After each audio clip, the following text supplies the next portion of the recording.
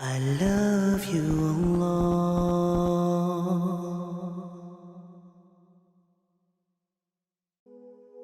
When a famous person dies suddenly, many people's reactions are, I'm in shock. It can't be true. I can't believe it. And people, maybe some of us, react this way because we forget about the ultimate purpose of life. We get caught up in the routines and get distracted by everyday life. And we don't have death foremost in our minds. But the reality is that over 150,000 people die per day.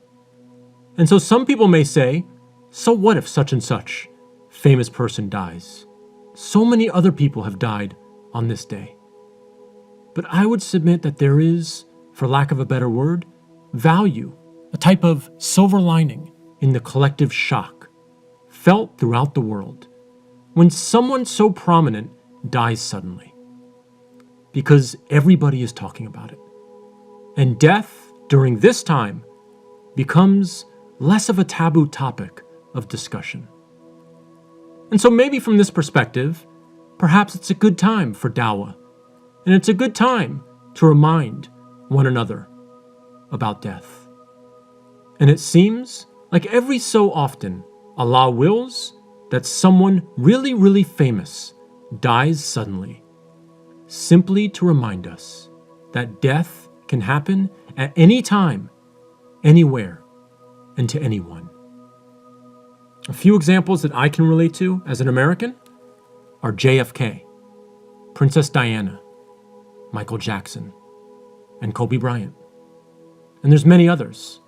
And just because I'm using these people as examples does not necessarily mean I'm holding them in a high esteem.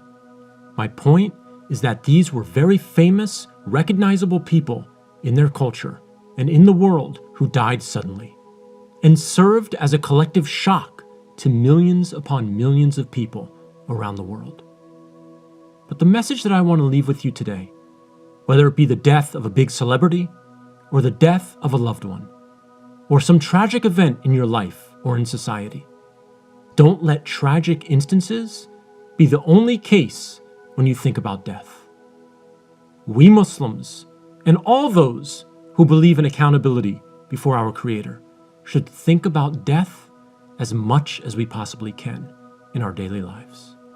And this is not to depress us, but rather it's meant to do two primary things: to motivate us to cherish each and every moment we have, and to motivate us to prepare ourselves for that inevitable event, the event of death.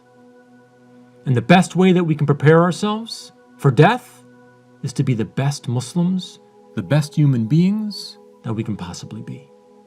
And the famous quote that we always hear from the Quran regarding death is Surah 4, Ayah 78. Wherever you are, death will find you out, even if you are in towers built up strong and high. But the ayah immediately before it is just as important, in my opinion. It says, "Short is the enjoyment of this world. The hereafter is the best for those who do right." And a man came to Prophet Muhammad, peace and blessings be upon him, and asked, "When is the hour of judgment?" And the Prophet, peace be upon him, answered, "What did you prepare for it?" May Allah guide us all to remember that death can happen at any time, and may He guide us to be prepared for it. Ameen.